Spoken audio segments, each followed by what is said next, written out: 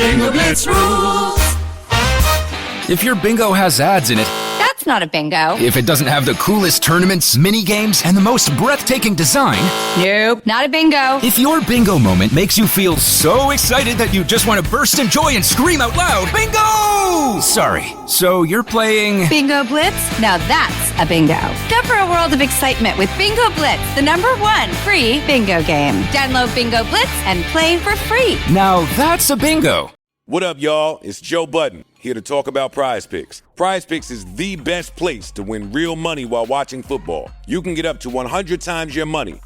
Prize Picks will give you $50 instantly when you play your first $5 lineup. You don't even need to win to receive the $50 bonus. It's guaranteed. Just download the Prize Picks app and use code SPOTIFY. That's code SPOTIFY on Prize Picks to get $50 instantly when you play a $5 lineup. Prize Picks. Run your game. Must be present in certain states. Visit prizepicks.com for restrictions and details.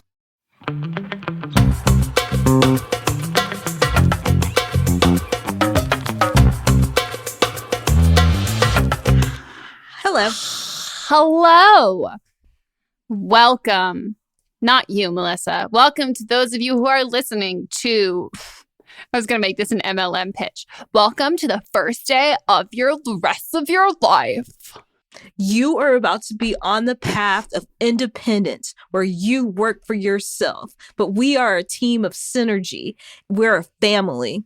And you don't ever turn your back on family. Or else.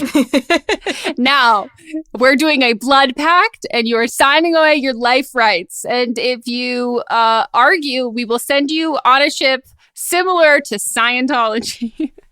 Dude, I can't believe that they've been getting away with this for so long. What, the MLMs? Scientology specifically. Oh. Yeah, we've got dirt on people, so that's why. Yeah. I guess we could start our own cult. We have dirt on people. I want dirt on, like, negative people, though. Yeah, me too. We wouldn't want to, like, induct any of you into a cult. No, you guys you are all wonderful. Most of you. I was going to say, Most of you. Most of you. And here's the thing. The people who aren't wonderful, they don't know. They think they're in that group. And then everybody else who's very self-aware is going to be like, oh my gosh, is it me? Of course it's not you. If you're questioning if it's about you, you know what I mean? Yeah. Unless you just love J.K. Rowling. Oh, yeah. That was so weird. The thing is, we haven't let anybody into the Facebook group in I know. a long time. So they'd been sitting there for a minute. Yeah. Some people, what's that quote from the Joker? Some people just want to watch the world burn. If I was a straight white man, I would, or actually, to be fair, if I was a man, I'd be able to really come through with that. That's like every man's like the only impression they can do. Like every man is just like the Joker, my Joker impression. Hi, welcome to Don't Blame Me. We are an amazing, wonderful, fantastic podcast. I am Megan. I am Melissa. And together we are the two devils on your shoulders who also have like little angel wings because the angel wings are cute. I think angel wings and horns. Maybe that is our promo. But maybe that's a photo shoot for us. Yes. I love it. That's really right? Good. Yeah. Because like, here's the thing. Like, does the devil actually have a tail? Like, what is the devil? The devil is a fallen angel. So like in the Bible, no. But like in the depiction that people have, yes, the devil has a tail.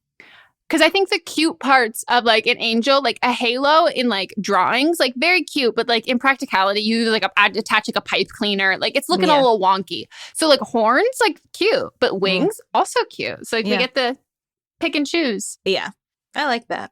I like that a lot.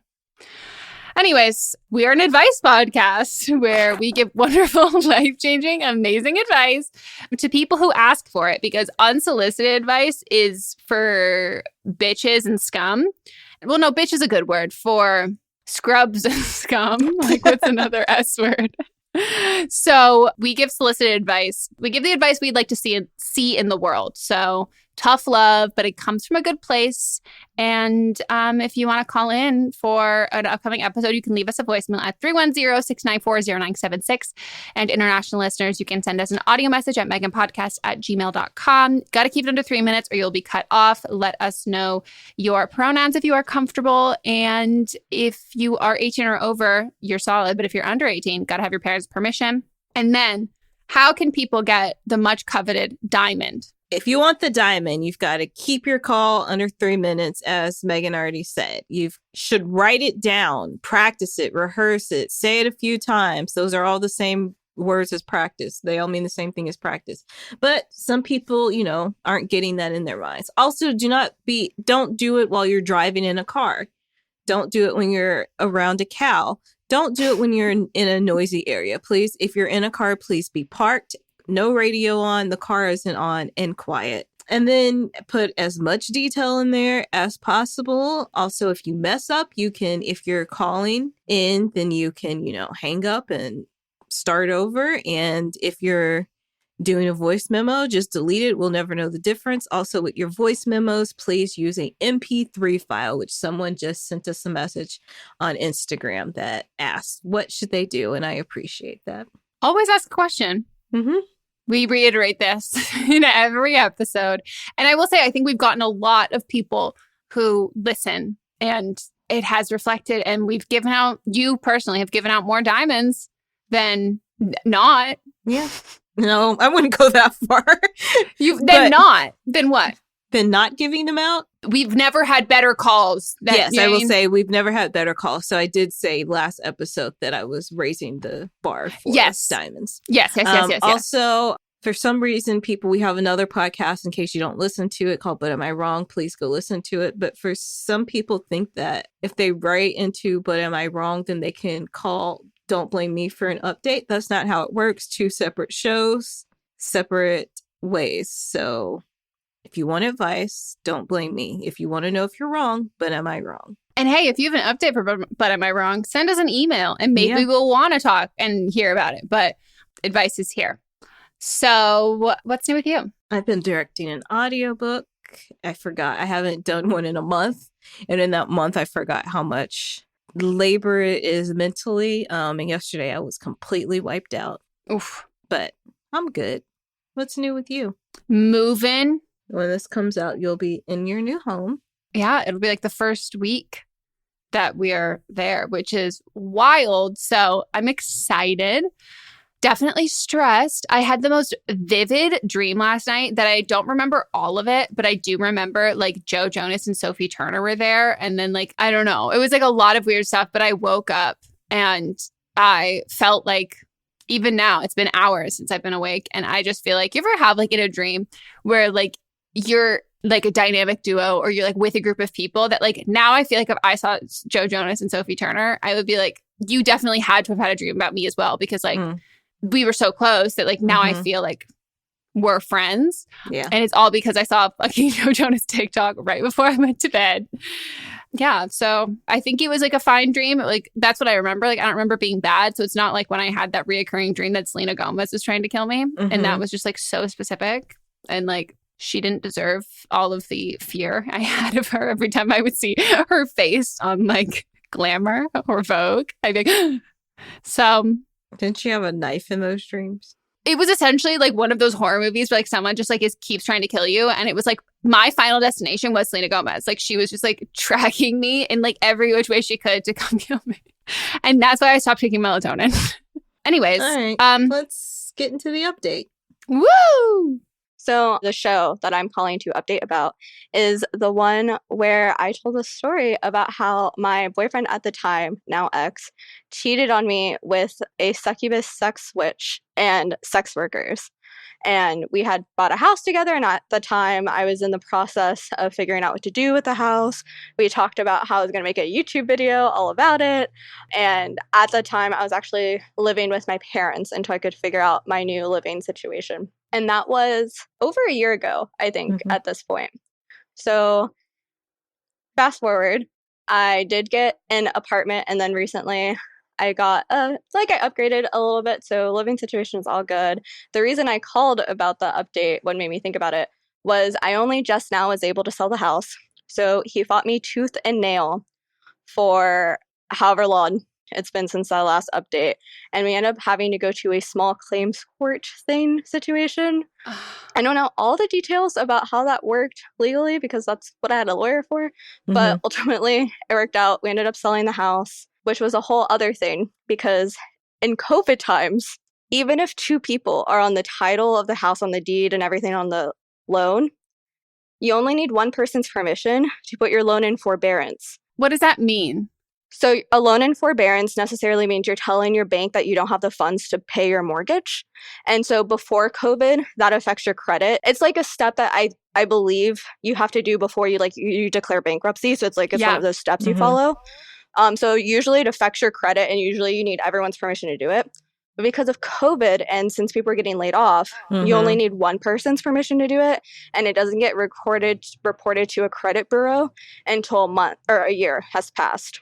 So it turns out he put the house loan in forbearance, and I found out about it when we went to court, and that's why he was fighting on me selling it because he was trying to live there mortgage-free while I was in the apartment in hopes that we would get back together and he would oh my gosh. So he was using the money instead of paying the mortgage for more prostitutes. And why do I know that? Because we had to get his bank statements for everything. And he did the same thing he did a year ago. And I was like, oh, and I know he's still doing it because he CC'd me in the email where he included the bank statements.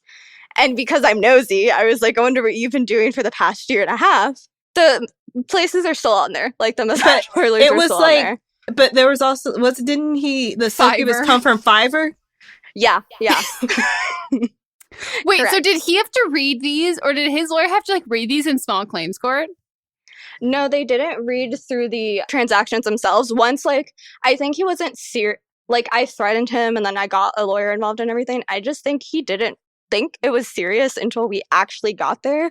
And that's when he was like, oh. And as soon as we got there, it was solved in 2 seconds. It was a 30-minute portion of my life and then I left. I'm convinced that he was still hung up on the fact that somehow we were going to get back together and he didn't think it was going to seriously be a thing until that happened. And he didn't realize that he was essentially committing a crime.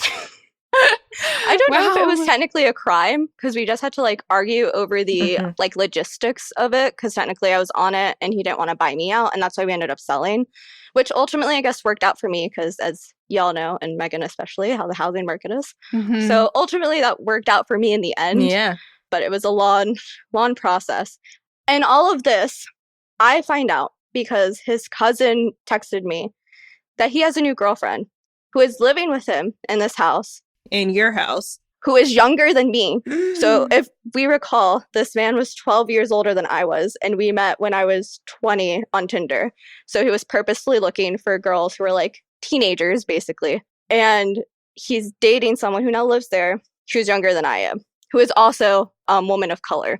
So, It's a predatory. He has a type, I guess. A fetish, if you will. Yeah. Wow. So yeah, there's that. I struggled on and off because during all of this, he's still sending me emails and text messages and stuff and being like, I want you back, blah, blah, blah. And obviously I blocked his number, but he was still emailing me and I couldn't block his email because the house stuff. And so during this whole time, and apparently they started dating a month after I moved out. So right around that time that I did the update call. So I went back and forth with should I tell her, should I not? And then I just ultimately decided I didn't want to let this man take any more of my energy. That's fair. Yeah. So it is what it is. Wow. Yeah. And so that finally happened. Like I said, we sold. He actually sent me an email 2 weeks ago in it detailing again how even though we sold the house, he hoped that there was still hope of us somehow reconciling in the future because destiny was a thing and somehow our paths would come together because the lessons that I taught him. And then this was a 10-paragraph email. The next one was him talking about how what I taught him was that he needed to be more liberal because he didn't realize his white privilege. But he said that word for word, which made me think he Googled it. Copied and pasted it. Yeah. Were there any examples of his white privilege or not? No. No. That's a step extra, No. Yeah. And so then the one good thing to come out of that email was we had adopted a second cat together. So I have my cat that I've had for years, and we did adopt a second one that stayed with him. So he did include an update photo of this cat. I did appreciate that. The cat is a monster. He's like 40 pounds, and I didn't know cats could be that big. So I'm really just very happy that he ended up with that cat. Mine's like 10 pounds. So I had like a 40-pound cat growing up, and it was a mountain lion, and it was a beast, and it was his house, and I just stayed there. Like, it was a terrifying experience. Like, wow. Yeah. Holy shit. And like, did you have to pay for your small claims court like lawyer? Did you, or did he have to? I made him do everything. So before we had moved in together, I'm not sure if I mentioned this in the first update call, but as a tip to anyone who buys a house with someone and not is sure of their romantic future, I made him sign a cohabitation agreement that, for reference, a lawyer should actually draft up, but I like got one online and like finagled it, and then I signed it and got it notarized for both of us. And in there, I had originally said, like, if we broke up, he had to pay me out of the house because I didn't want the house to begin with. And because I got him to do that before we moved in, that was the reason that we were even even to go to like a court case to begin with, because they were like, well, you signed this and this is everything that's happened since then. So, you know, just a tip, even if it's like a prenup, even if you think you're going to be together forever. Go you. Prior you was looking out so hard for future you. Like, prior you was like, I don't know if this is the right call, but like, I'm going to do this shit to ensure that like future me. So like, that's the best. It's like the opposite of like when you're like high or drunk or whatever, or like it's late at night and you like you do something and you're like, oh fuck, now I regret, now I have to clean this or do whatever. Like, you did the opposite. Like, prior my Virgo rising really said, here you go. Like, that's so smart. Like, that's so smart. Like, I'm here for like, we're all going to make mistakes and poor decisions in dating, but like, make a poor decision with a like safety net.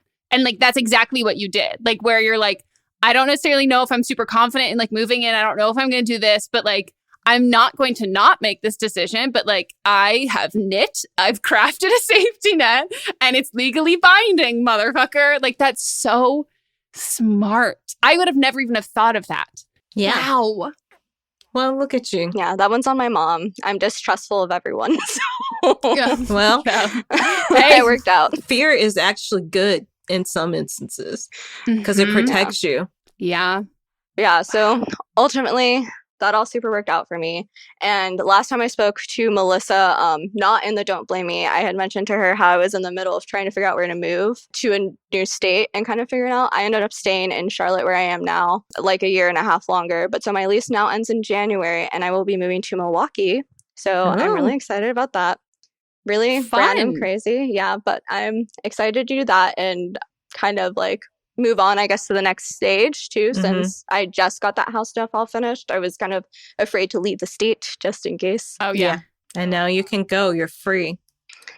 So that's really nice. And then the other update that I have is I am currently in a new relationship, also with a person of color, whom is also queer. Unfortunately, they are a man. But Hey, can't have it all. Can't have it all. Yeah. So that's been really nice because I did take like y'all's advice too. I don't know if this was in regards to that specific update or a time I'd called before, but one of the advice that y'all gave me was kind of to surround myself with more people of color and more people who kind of were aligned with my values and morals. And so I worked really hard to do that when I got back from Arizona last year. And I went on Bumble BFF and did the whole thing. And I found a really great queer community and a lot of people of color that's been able to like reshift kind of the way that even I was acting, and I guess towards myself a little bit. We're still in therapy, so that's good. Great. And yeah. Oh, that makes me so I happy. love this. Yeah. Yeah, like this was such a journey of like the original call, and it's so cool to see, like, obviously visually because we've done updates with you before, but like to kind of we hear about people who call in and like talk about like those pivotal years of your life where you like age and grow. But like, I literally, not to be like older sister, but like, I literally feel like we've like watched this with you, and like the audience gets to hear that kind of thing. And like, it's just, I don't know, like, it's so cool to like see your success in all of this. And like, I don't want to be like cheesy, like watching you grow up or whatever, but like, yeah, but I think it's like really cool. I think we put so much pressure on ourselves for like growing up ends at like 18. But like, I think that like the conscious choices I made to like grow up in like, whether that's like surroundings, the people that I date, like my relationships with people, those conscious choices that I made, I think shaped me like the most. And like, it's really cool to like watch that for you, and like happy you're in a new relationship. What's the age gap with this one? It's 6 years, but it was an accident. We met in real life. So. Okay, that's not. Yeah, it's not. And you're also older than you were. Before. Yeah, my brain is almost fully developed. We're almost there. Yeah. Just so we can have it in case people don't know or connecting that these are the same calls, but I think one of your the first time you called in, you talked about, and let me know if I'm completely off base and I'm thinking of the wrong person, but he was in the military, was that correct? Yes. Yeah, he used to be in the military. And made racist comments? Yeah, okay. Mm-hmm. Yeah, so that was my second call, I think, actually pertaining to him. So the first one, I think I've been on like 5 times now. We love it. We love it. The very first one pertaining to him was when I went searching through his laptop because it had been sitting there in my apartment forever. And that was the one time Meghan said, she was like, usually I say, don't go looking for things unless you find some. But it's been there forever. Mm-hmm. So that was the first one. That's when I first found out that he was into kind of like the succubus sex porn thing. But we had collectively decided that it's not something that he could get out of real life, or so we had thought. And so to just leave it. I mean, he still can't get it out of real life, but he got scammed into other people, which I don't fault that. I'm like, scam him. Yeah. He deserved it. Yeah. And then, and the second one was he used to be in the military and he had made like a racist comment. So I was trying to figure out the cognitive dissonance with me being a Hispanic queer woman and like dating and blah, blah, blah. And then it was the updates. Yeah. Got it.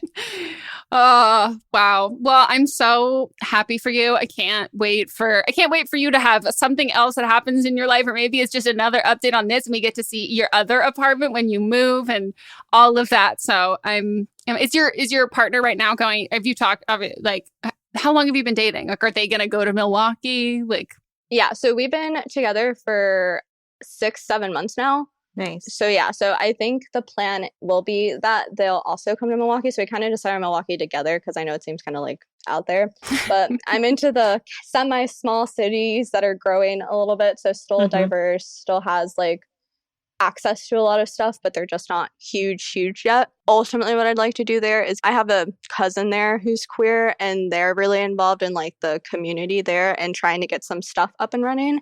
And Wisconsin apparently is thinking about passing laws that are similar to like the Texas and Florida ones, but they're like barely there. So the idea there is kind of, I want to get more involved there and kind of move away from just my 9-to-5 corporate gig. Yeah. Oh. So that's hopefully like the goal there. We're actually going, so my birthday is on Sunday. And happy early birthday. Thank you. And so then 3 weeks from now, we're going to my home country of Colombia. And we're going to go, my grandma's like, older and like that sort of thing. So we're going for a week to like stay. And so that'll be fun because this is the first person I've ever brought back to Colombia. Oh. And the first person who has ever like taken an interest, I guess, in like my background and culture and stuff. So it's been really interesting to see because they're Pakistani. So it's like totally different. Yeah. But I think it'll be good. I'm feeling good about it right now, but TBD. Yeah. No, I think playing it by ear is a great way to kind of go about it. Our constant advice is if you're moving to a new place, don't necessarily move in with a partner, but you also don't have to listen to our advice. Like, that's also very okay. I'm just excited for you. Then how you went from dating someone who made you do a lot of internal reflection of why am I with this person who's invalidating and like insulting to two of these huge parts of me, to then becoming like wanting to incorporate that in like a justice driven way. So that's like, this is like ultimate growth. This is like so much. This is like a 5 years later movie montage. Like it's like, and you're like, oh my gosh, wow. Like this is, of course, he's like just fucking tripping over himself trying to like get back into your life because he knows that like you literally don't need him at all. And I'm not one for believing that like shitty people in our life are like the reason why we end up the way that we do. Like, I believe that like that's always who we were going to be. And sometimes like situations push us there either before we're too ready or in like a different way. But like this was like always you, and like he was a blip and like a whatever. And like you are on to so many bigger and better things. And it's just like so cool to witness and like feel like a very small audience member in it. Aw. I mean, yeah, it's kind of crazy. My very first call, I had just moved like out, like post grad. I had just turned 21. Like, I think it was like 2 weeks after my 21st birthday. And look, now here we are. It's almost your birthday again. Oh my gosh. Wow. Wait, so how old are you now? How many years has it been? I turned 24. Okay. That was my next. Wow. Mm-hmm. That is crazy. Oh my gosh. Well, thank you for giving us an update. People were obsessed with and like so invested in your original calls. So this feels like this is such like a community. Obviously it's your win, but it also feels like a community win because you've got to be an audience to it. I concur. Yeah. Yay. Thank you so much and happy birthday. Yeah, happy birthday. Thanks. Hope you have fun, whatever you end up doing. Mm-hmm. Probably having a really good dinner. We are a tourist after all. Facts. And I hope you have a great time in Colombia and it's so fun. Thank you guys so much. Of course. Thank you. Always great to get an update from them. Yep. I love to see it. Love to see it. Because each time there's just a little bit more growth. Mm-hmm. And it's great seeing people grow. Yeah. Everything we said on that is like very true. And it's exciting. And it was very exciting for us because we obviously have people helping us on these podcasts. So sometimes for updates right before, Melissa internally was like, oh my gosh, I think this is, and then said the name, was like, oh, I hope. And the camera comes on. We're like, yes, it's a good feeling. Mm-hmm. Some of those calls just stick with you because Succubus. I mean, Succubus. It's when you taught me what Succubus was. Yeah. As a podcast network, our first priority has always been audio and the stories we're able to share with you. But at Realm, we also sell some pretty cool merch, and organizing that was made both possible and easy with Shopify. When you think about successful businesses like Aloe or Allbirds or Skims, an often overlooked secret is the business behind the business that makes selling and, for shoppers, buying simple. For millions of businesses, that business is Shopify. That's because nobody does selling better than Shopify. It's the home of the #1 checkout on the planet. And the not-so-secret secret that's definitely worth talking about is that Shop Pay boosts conversions up to 50%. That's more happy customers and way more sales going. If you're hoping to grow your business, your commerce platform better be ready to sell wherever your customers are scrolling or strolling, on the web, in your store, in their feed, and everywhere in between. Businesses that sell more, sell on Shopify. Upgrade your business and get the same checkout we use with Shopify. Sign up for your $1 per month trial period at shopify.com/realm, all lowercase. Go to shopify.com/realm to upgrade your selling today. Shopify.com/realm.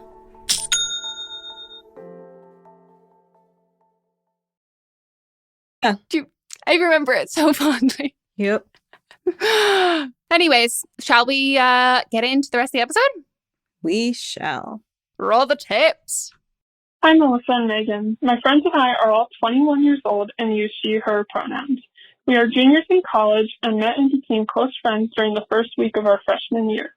My one friend, I'll call her Sarah, has been dating her current boyfriend for 2 years and they plan on getting engaged right after graduation.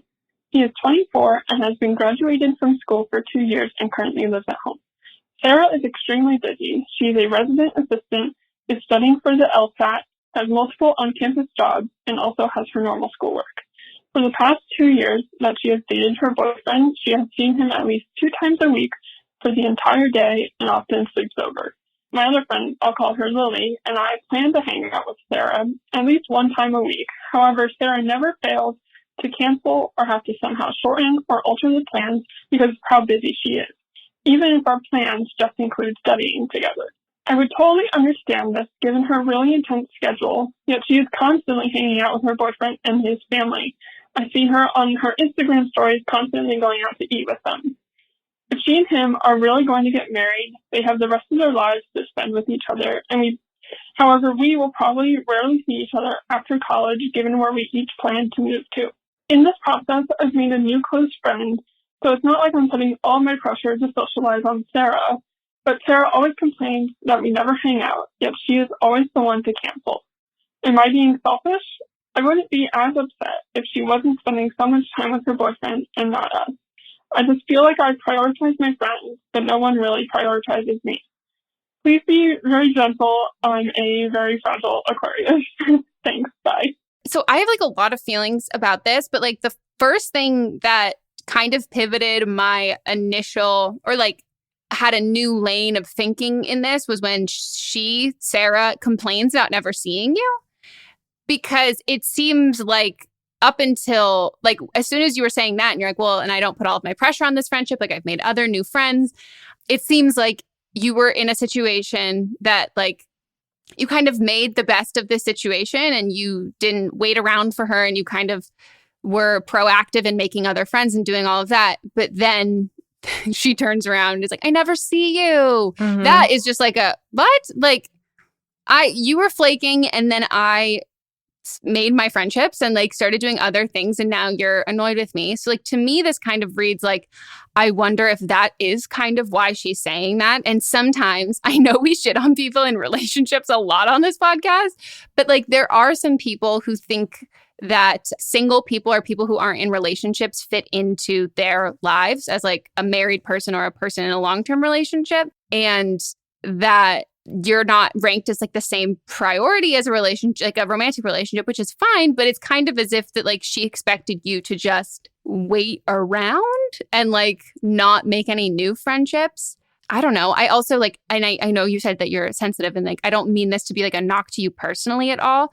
But do you feel like she actually means that when she says that? Or do you feel like she's just kind of going through the motions of like saying it because some people just like are all relationship people and they drop all of their friends, but then in the back of their head, they know they're supposed to maintain friendships. And so then is she saying that to kind of take away her own personal responsibility in this and like kind of be victim-y? Do you know what I mean?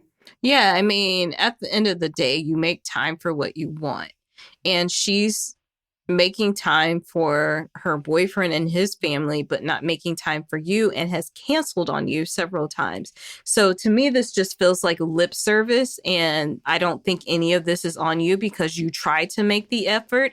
You've invited her to things and you have tried to be there, but she's not putting in the same effort. And at some point, you have to say like, I'm not a priority to you. You don't value our friendship because she's putting it below her other relationships with, which I know like relationships are on different levels, but like if you're constantly canceling on someone, that's not being respectful of you or your time or your energy. And I just think that we should be giving people what we want back. And if she's giving you nothing, then she deserves nothing. Yeah. And I think like when you said that like they're really going to get married and all that stuff, they have like the rest of their lives.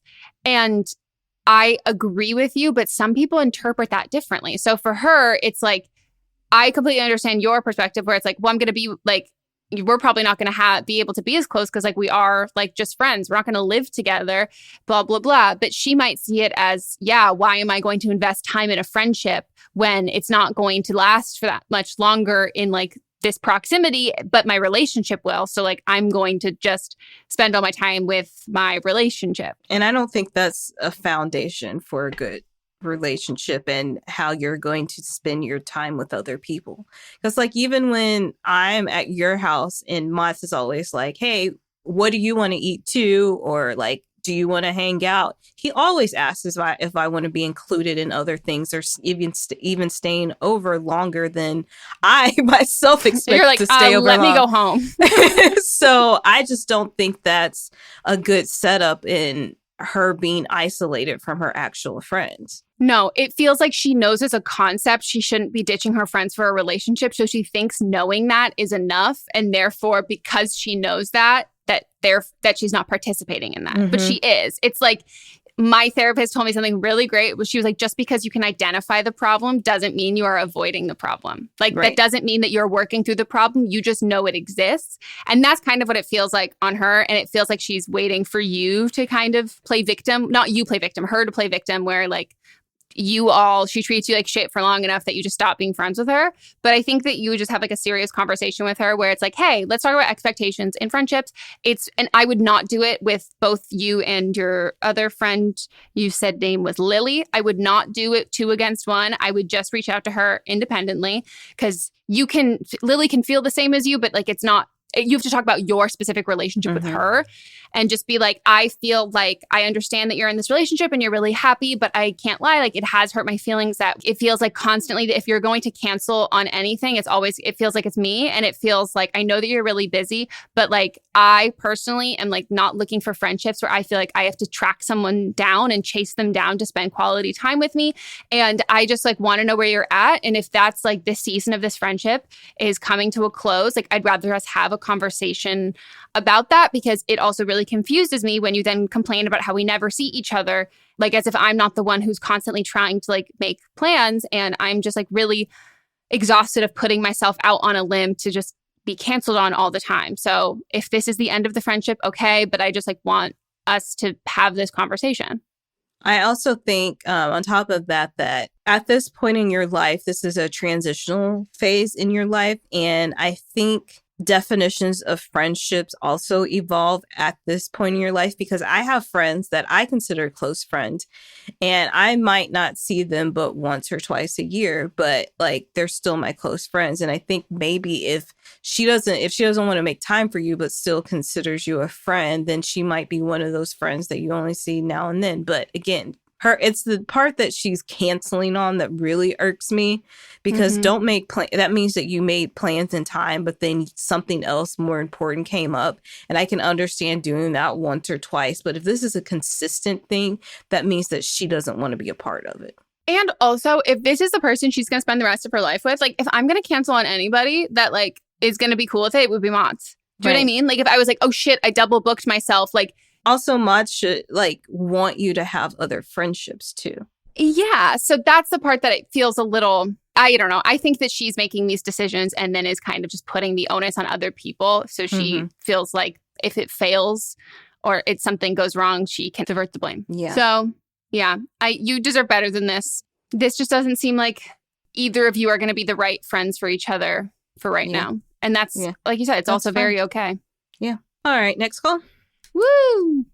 Hi, Megan. Hi, Melissa. I am a 23-year-old person who works in ABA, even though I hate ABA and I want to quit my job, but that's another story for another day. I am calling. Oh, and my pronouns are she, her. I am calling because the craziest thing happened to me at work, and I just need to know what I should do in situations like this if it arises again. So essentially, I work with a child who has autism, and her mom is, very sweet and stuff. And so during the session yesterday, from when I'm calling, one of their family friends came over, and I thought the family friend was coming over to, hang out, chill, have coffee, whatever. But it turns out that she was an MLMer. I watched someone get MLMs in real time, and I freaked out internally because I was like, if Meghan or Melissa were here, they would literally be going off right now because of the way that she did it. It was so predatory, and the fact that she was specifically marketing towards my client. So literally a 9-year-old autistic girl who has other health issues. And I'm just like, you are pandering to a person who is differently abled, has health issues, and their parent, wants the best for them. And I was just like, I understand why I hate MLMs. Like, you have predatory means to, do things and prey on people who, outwardly seem, or if you know them personally, has issues. But the thing that got me was, at the end of it, she offered me a brochure to buy stuff from her, and I literally threw it in the recycling because I could not. But I need to know if I should tell my client's mom, that the company specifically she works for is not good, not reputable at all, and it would be a disservice to her to do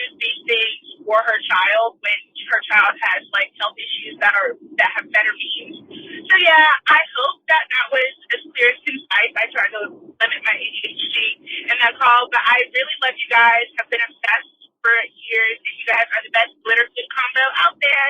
Bye! Before we get into this, I want to give a little bit of like a precursor. And this is inspired by the call that we had, or the callback, the Don't Blame Them we had about pronouns.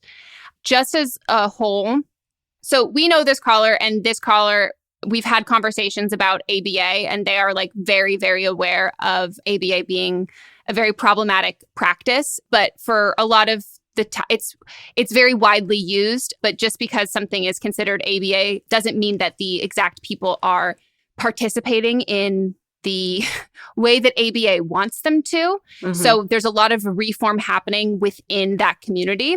It's essentially like, imagine like how stadiums or concert venues have like contracts with Coca-Cola. Like it's something that like right now for a lot of places, the only accessibility they have for like autistic kids and people with autism is ABA. Mm-hmm. And so there's a lot of reform happening within that. But I just wanted to call that out because it's a very problematic dialogue in the teachings of ABA if you're going by like the textbook definitions of that.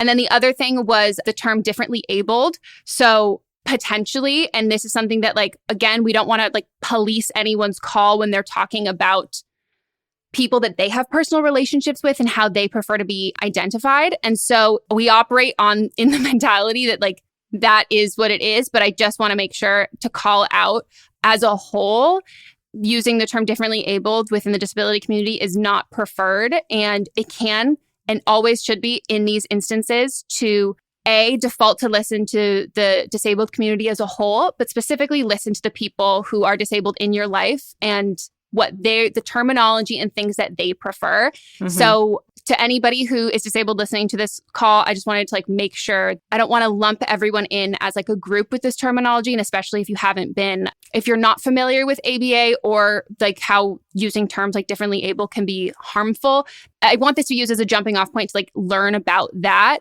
mm-hmm. but also making sure we're not policing how people speak on their personal relationships on the podcast. This is someone that works in a professional environment, as she said in the call, has direct contact with their clients, and this is a preferred term for this specific person.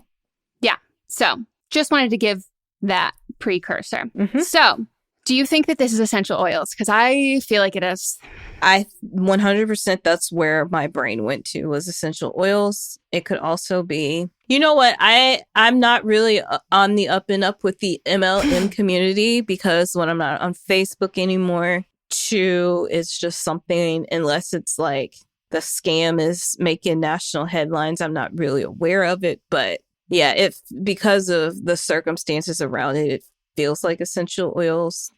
To be fair, they can make absolutely anything about like, oh, this will cure your disability. This will change mm-hmm. your life. It could have been teas.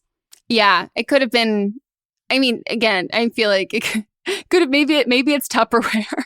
Yeah. And maybe they just have like a very creative sales pitch.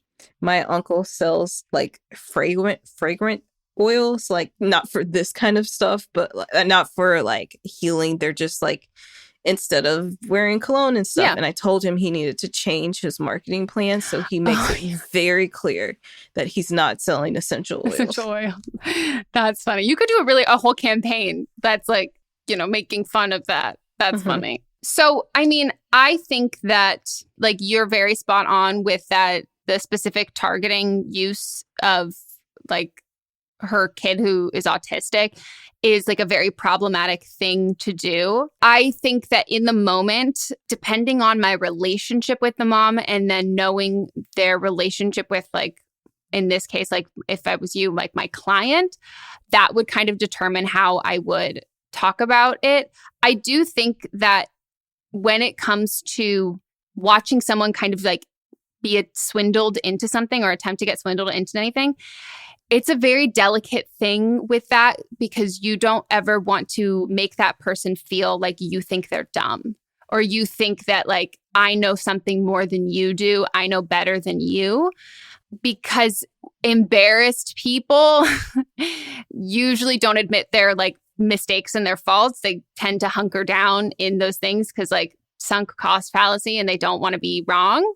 So I think that like maybe like after you've like wrapped your session with your client, like talking to her mom separately and being like, hey, I saw this was going on. Like, I know this was like definitely not within my part as like being as working with you, but I just wanted you to like know that like I wondered if it would be okay with you if I sent you a bunch of articles about like the predatory things with MLMs and how they target people with disabilities and people with family members who have disabilities, and just like that this stuff like isn't proven. And I would love to be able to like direct you to those resources and something like that, where it's essentially giving her and empowering her with said information, other versus calling it out as like she was falling for something that was like nefarious, because MLMs prey on people in specific instances, and they also really prey on like emotional, like it's really emotional in their ways of getting that stuff. But yeah, I mean, it's hard because I also don't know how this mom is with their kid, you know, and if this is something that like, if this you saying something would harm that relationship in the sense of like, would you be replaced by someone? Would you be replaced by someone who is like really adhering to ABA guidelines? Like, what is more problematic as an option? And is this someone who's receptive to information and would be open to learning and changing their mind?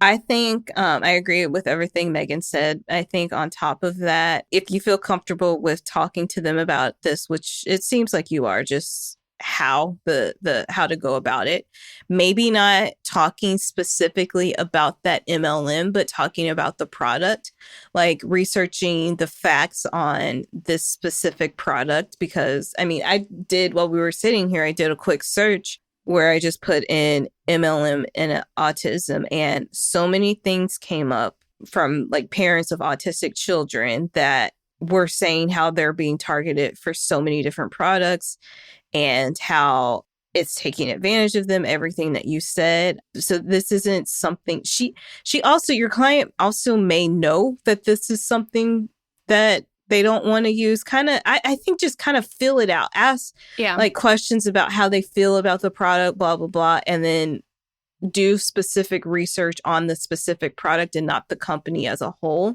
And then present like, hey, there's been studies that found that this doesn't work because of X, Y, and Z. Also, if you work for a company, you could also tell your company and be like, hey, I would love to draft up a email from said company being like, here is some information to send to all of the clients on our roster about things in the media, whether it's like, and it can be like an encompassing thing about like the disproven over and over and over again that like vaccines cause autism.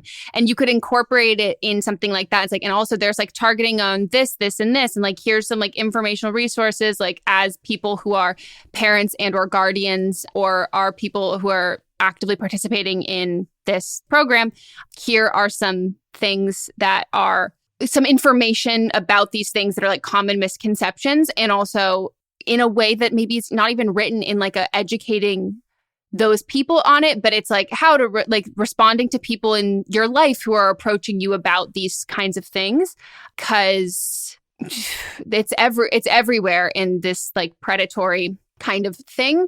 But again, it's about not shaming people. I don't know. Anytime with this stuff, I always try and do it being like, hey, this is something I just learned. Like, I had no idea. Like, the way that you phrase it, where it's not coming across like a know-it-all or like a, oh my gosh, you didn't know this. Like, but when you phrase it as like, I just figured out this thing, like, or I read this thing, or someone just told me this last week, and like, fudge it. But to have it put yourself on the same playing field with other people, because that makes information a lot easier to digest when you don't feel like you made a mistake. Mm-hmm. You know, this is rough, and I hate that. I do too. All right, let's take a break. Woo!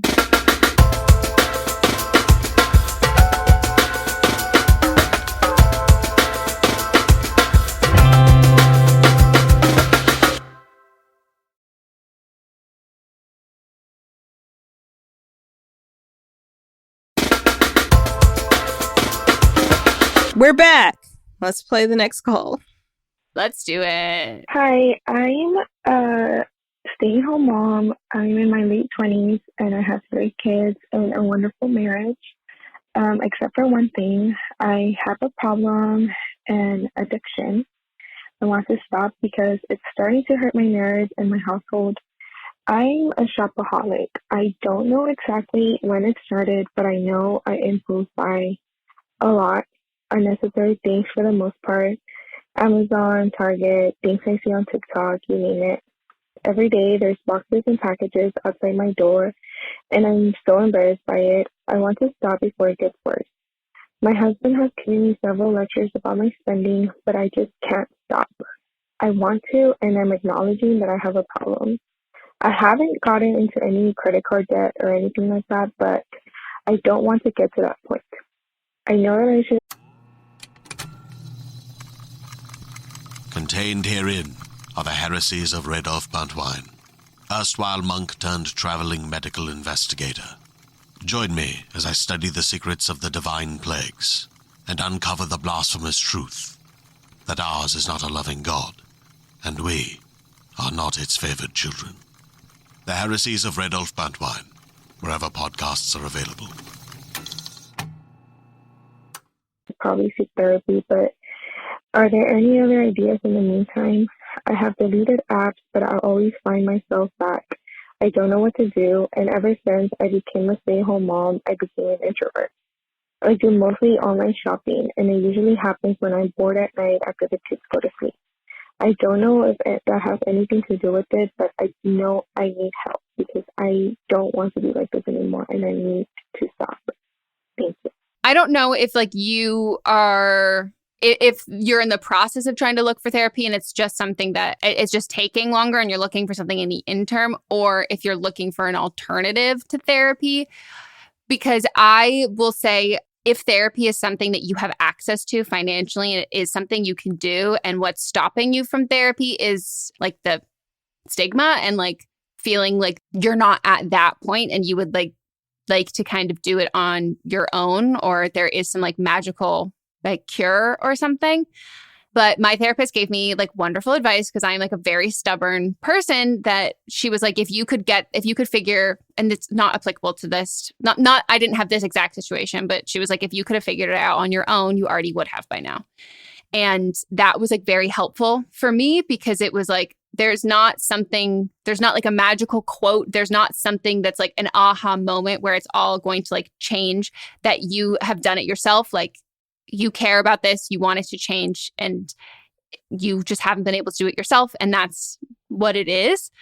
So, I mean, I think that, yes, admitting that you have a problem is the first step. And you've taken the other steps where it's like deleting apps, but it just keeps happening again. And that to me is where you find a therapist and find an anonymous like support group. That's like a great way to kind of get into those things, and also get references to therapists in the area if you're having a hard time finding someone, like finding like there's like a specific one, right? Yeah, I mean, this is called compulsive shopping is the specific. But I'm pretty sure they have like a version of AA.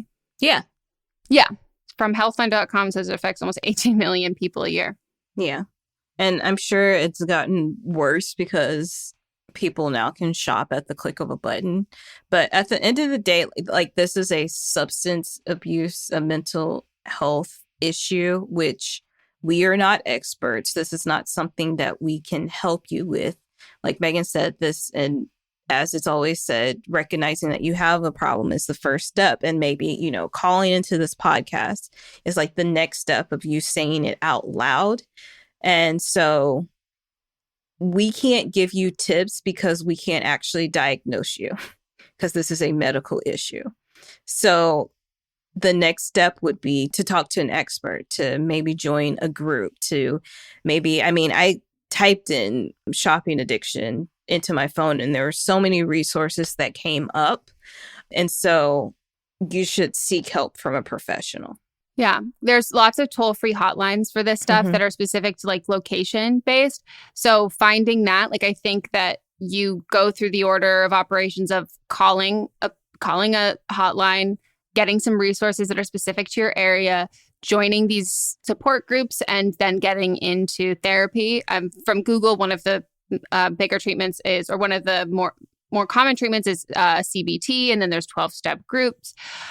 But that is something that like it might take a bit to like get into a therapist. But I think that the best thing that you can do when you are dealing with any addiction and is something that you want to get help with is not waiting until all of the pieces are perfect. And so it's okay, I have a month-long wait at like this therapist. And so I'm not going to use this as my last month.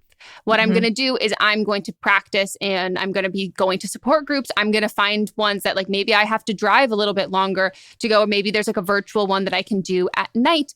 And I'm going to do this and I'm going to get these books from the library, and starting it kind of like homework before you start this other stuff. I think there's in any form of addiction, there's like a lot of shame that goes on. And I think that the best way we can set ourselves up for success in getting help is just this constant kind of like exposure to rhetoric that is really educational and helpful, that doesn't put shame on you. But when you have your own internal dialogue, a lot of the time it just ends up being a shame loop versus reading a book about this and coming from like a medical or a scientific perspective, like hearing groups and hearing other people. But when you keep it all in, it just becomes like you feel like it's a personal failure and not something that you can learn more about and feel like there's like help with that.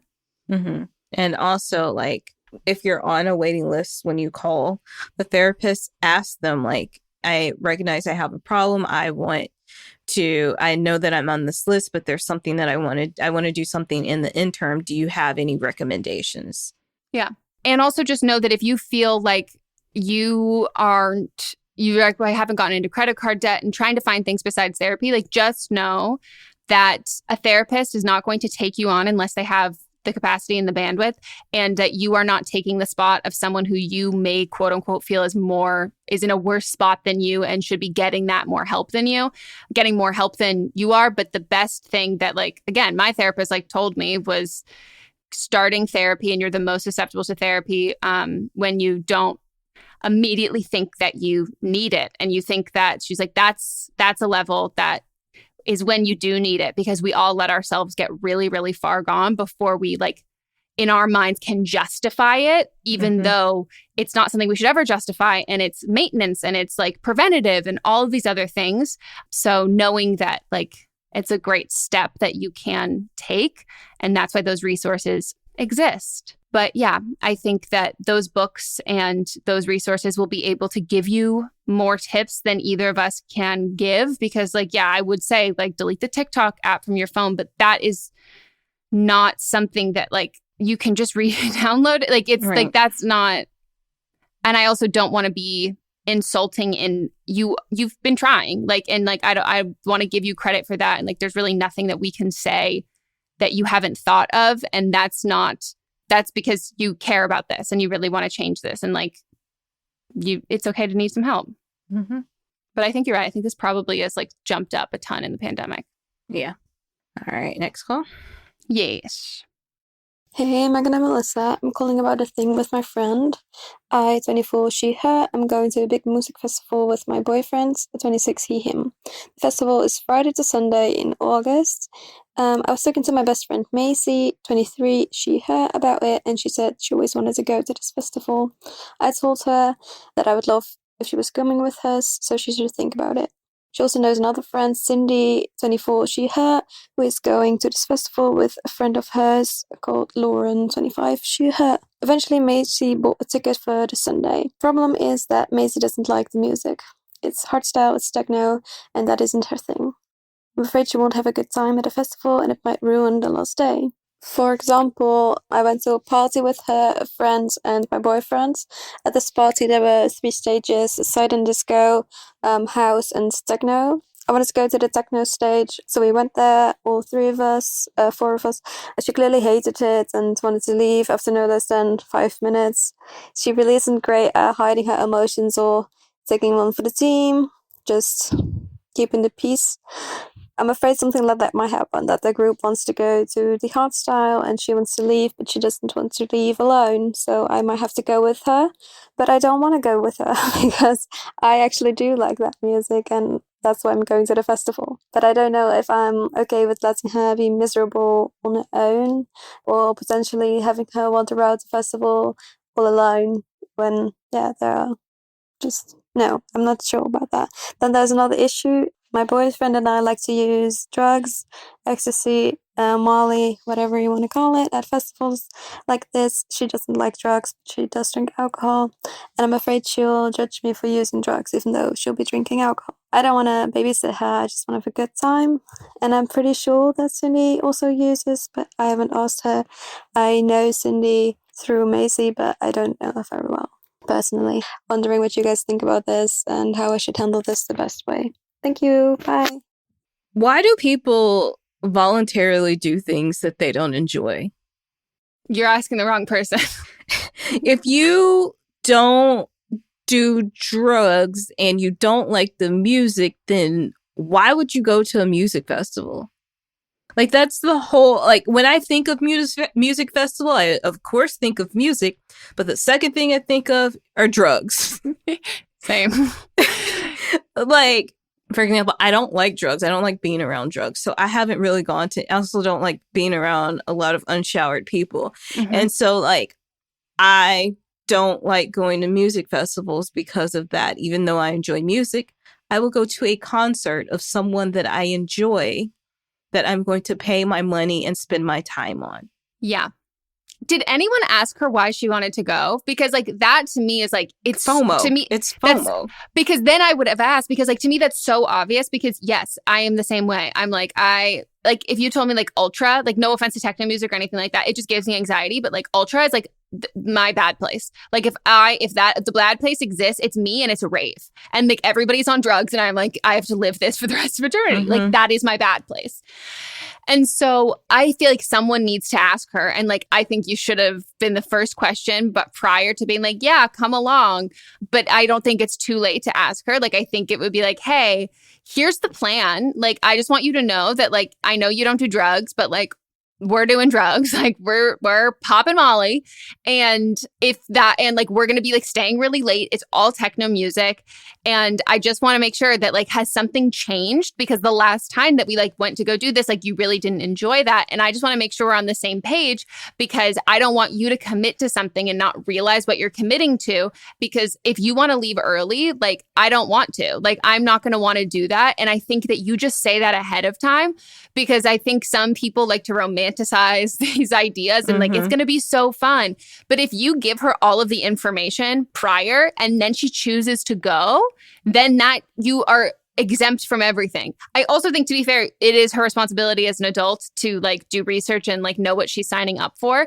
I think that either she doesn't know what she's signing up for, or she's completely changed her tune. And she, like, it's like, oh, I started listening to techno music and I really want to go. And, like, I've always wanted to try. Now I want to try ecstasy. I don't think it's either of these. No, but I think that she has to own up to it. Like, that It's like, I want to hang out. Like, well, you guys are all doing this. I want to do that. Mm-hmm. And then it's like, okay, then no, by joining that, like, if you want to leave early, nobody's going with you. Yeah. Like, but unless it's extenuating circumstances or whatever, but, like, I need you to know that, like, this is what's going to happen. Mm-hmm. And, like, is this what you're okay to sign up for? Because then if she decides, like, I want to leave, like, I'm in a bad mood or whatever, you can be like, I'm sorry. I paid my money. I'm here. You have to, at music festivals, you have to find your place and stick to your place. Like, I have spent my money. This is something that I enjoy doing. I'm here.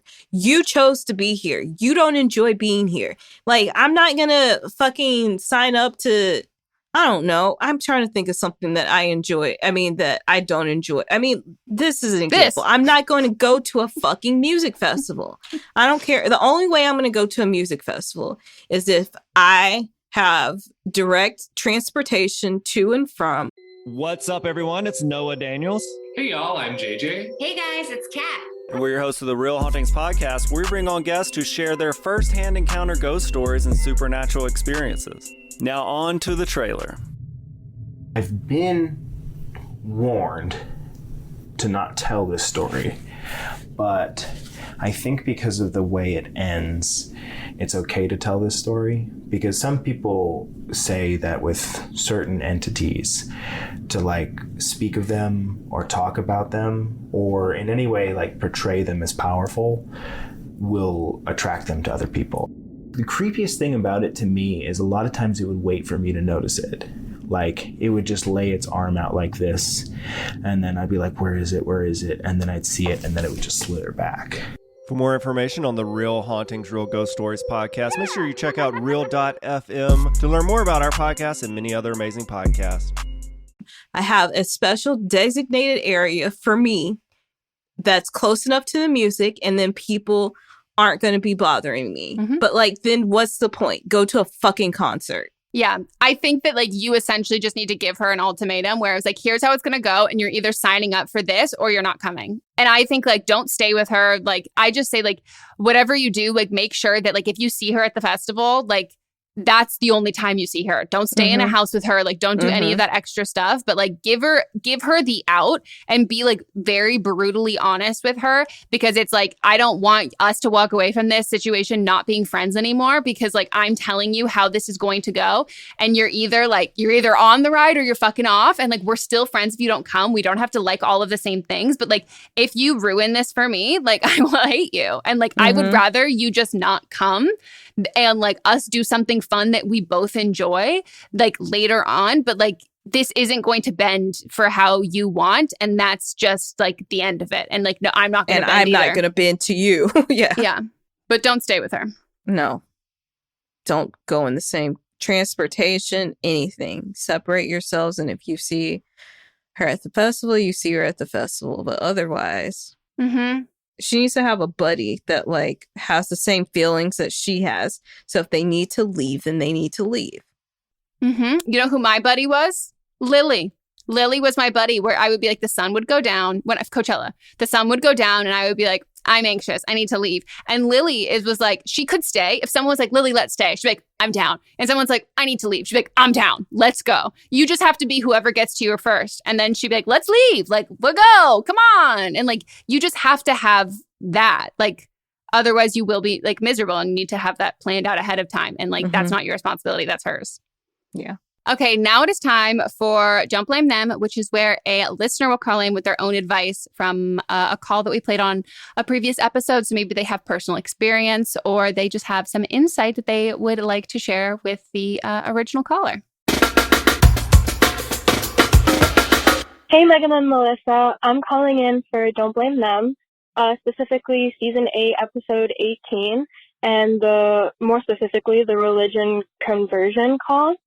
I just wanted to drop some advice from the perspective of someone who grew up in a pretty conservative Muslim household. So if we're talking about religion, technically, Muslim men are allowed to marry women who are Christian or Jewish.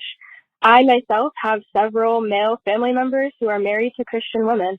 Now, if we're talking cultural or personal standards, that's obviously different.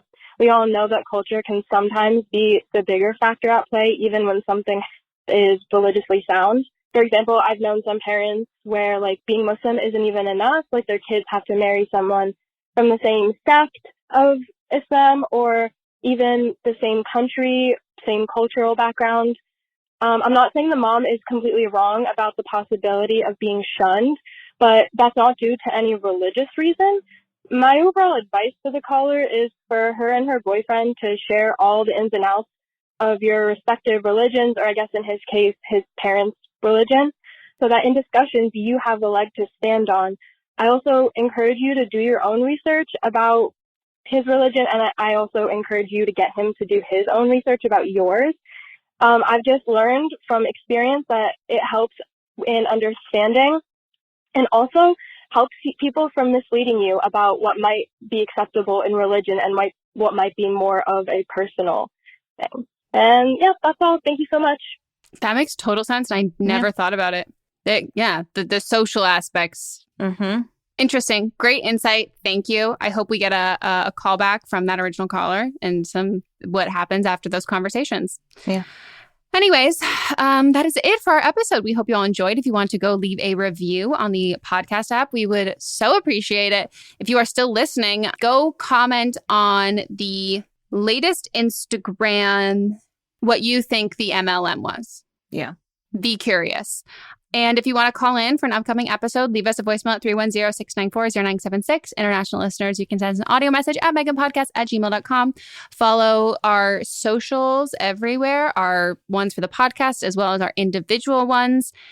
Anything else? That's it. That's it. And we will talk to you. We'll talk at you and you'll hear us soon.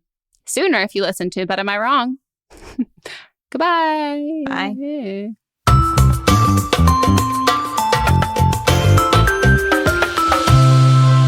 Don't Blame Me is a production by me. Executive produced by Melissa DeMonts and Diamond Imprint Productions. Edited by Coco Lawrence. Post-production sound by Chris Henry. Production assistance by Melanie D. Watson. Music by Ryan Hunter and Giacomo Picasso. Listening to a podcast should be time well spent, and I promise it will be if you'll give this podcast a try. It's called Something You Should Know. I'm the host, Mike Carruthers, and in every episode, I talk with leading experts on topics I know you will find fascinating. From why people can't keep secrets, what your favorite music says about you, why your pet acts in strange ways, and so much more. Something You Should Know is designed to give you information you can use in your life and give you great intel that you can share with others. I'm told it's a binge-worthy podcast. And with over 1,000 episodes, there's a lot to binge on. Something You Should Know has been ranked in the top of the Apple Podcast charts consistently for a long time. I know you're going to like this. I just need to get you to try it. Something You Should Know. It's available wherever you listen to podcasts. Hi, I'm Jennifer, a co-founder of the Go Kid Go Network.